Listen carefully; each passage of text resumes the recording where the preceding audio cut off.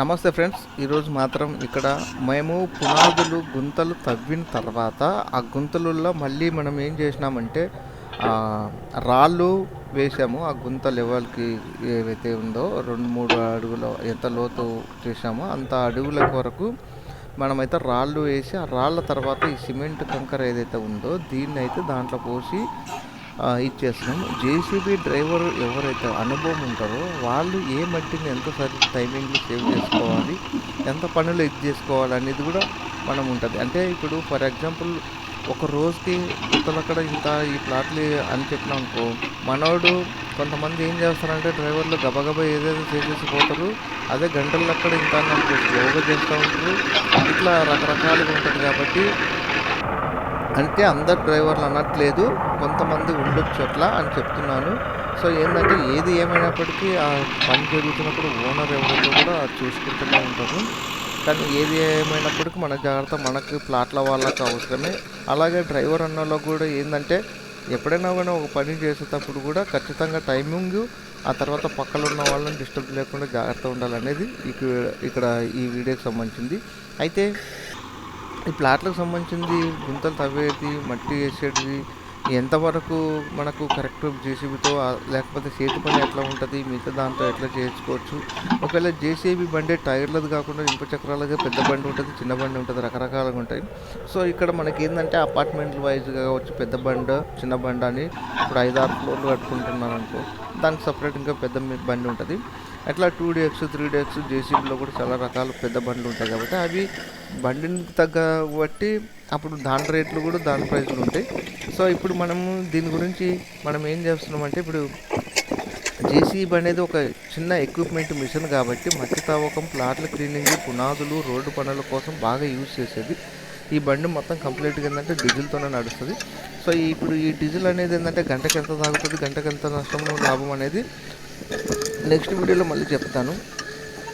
బేసిక్గా ఏంటంటే ఇంటి పునాదులకి, గుంతలకు, ఓపెన్ ప్లాట్ క్లీనింగు, మట్టి తరలించి చేయడం, రోడ్డు డ్రైనేజ్ పనులకైతే ఈ జేసీబీ పని బాగా యూజ్ చేస్తారు.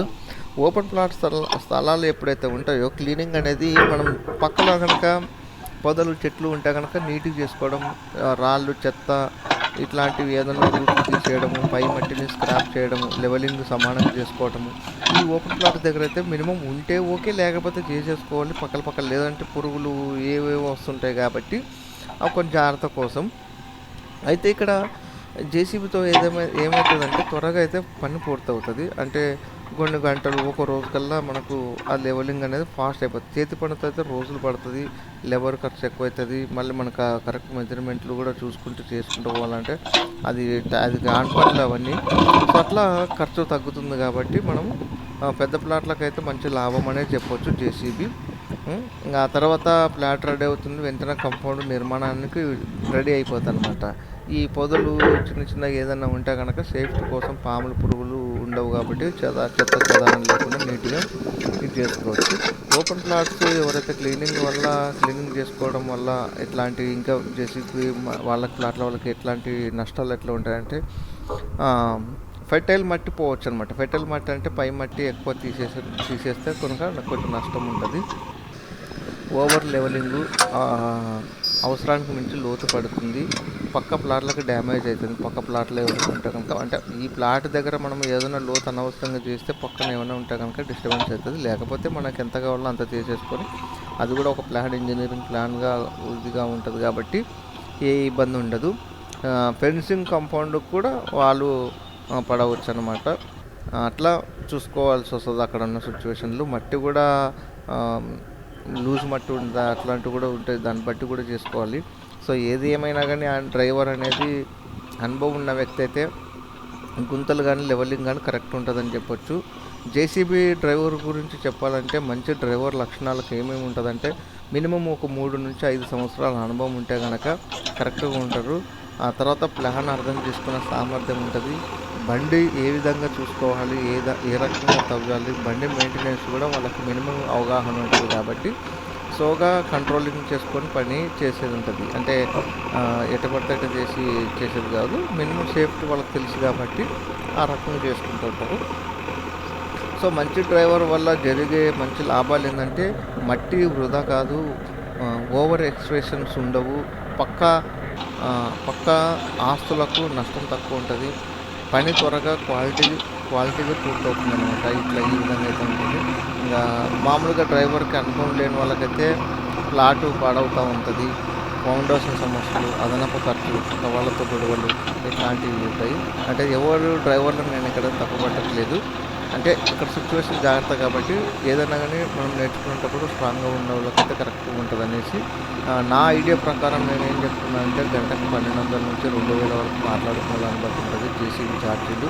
డీజిల్ గంటకు 3-5 లీటర్లు అయితే తాగుతుంటుంది. అది కూడా ప్రాంతం పని ఆడ సిచ్యువేషన్ బట్టి నేను ఎగ్జాక్ట్గా అయితే చెప్పట్లేదు. మనం 1000-1500 కూడా మాట్లాడుకునే సిచ్యువేషన్స్ కూడా ఉండొచ్చు.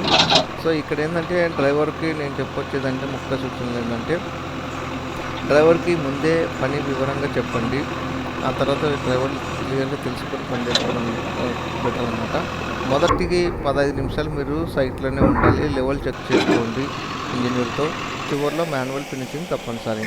ఇది ఈ వీడియోకి సంబంధించింది ఏంటంటే మనము ఇంకా చేసుకున్న దాన్ని బట్టి ఉంటుంది, బండి చూసుకున్న దాన్ని బట్టి ఉంటుంది డ్రైవర్లతో కూడా. కాబట్టి పక్కన ప్లాట్లకు కావచ్చు, పక్కన ఉన్న పిల్లర్స్ కూడా ఎలాంటి ఇబ్బందులు లేకుండా. సో కొంతమంది అనుభవం లేకుండా 1 ఇయర్ నేర్చుకొని వచ్చి కూడా కచ్చిపిచ్చి చేసి లేకుంటే ఇబ్బందుల పాలవుతుంటుంది. సో పర్ఫెక్ట్గా ఈ నేర్చుకుని చేస్తే బెటర్ అనేది ఈ ఛానల్ నుంచి చిన్న ఒక మాట. ఇక్కడ ఎవరిని ప్లాట్ల వాళ్ళని కానీ డ్రైవర్లను కానీ ఏదో తప్పు పెట్టినట్టు కాదు. నాకు తెలిసినంత వరకు, నాకు చూసినంత వరకు, నా అనుభవం మీద నేను ఒక ఎక్స్ప్లెనేషన్ ఇస్తున్నాను తప్ప వేరే ఉద్దేశం ఏం కాదు. ఎందుకంటే మాకు జేసీబీ అంటే ఇష్టం కాబట్టి జేసీబీ మీద మేము ఛానల్ పెట్టినాము. జేసీబీకి సంబంధించింది వివరణ ఇస్తుంటాం, అంతకుమించి వేరే ఆప్షన్ ఏం లేదు. ఇది ఈ రోజుతో ఈ వీడియోకి. మరి నెక్స్ట్ మళ్ళీ పునాదుల గురించి కొన్ని లాభ నష్టాలు ఇంకా మంచిగా చెప్తాను. వీడియో అయితే ఖచ్చితంగా ఇంట్రెస్టింగ్ ఉంటుంది. ప్రతి ఒక్కరూ చూసి సపోర్ట్ చేస్తారని ఆశిస్తున్నాను.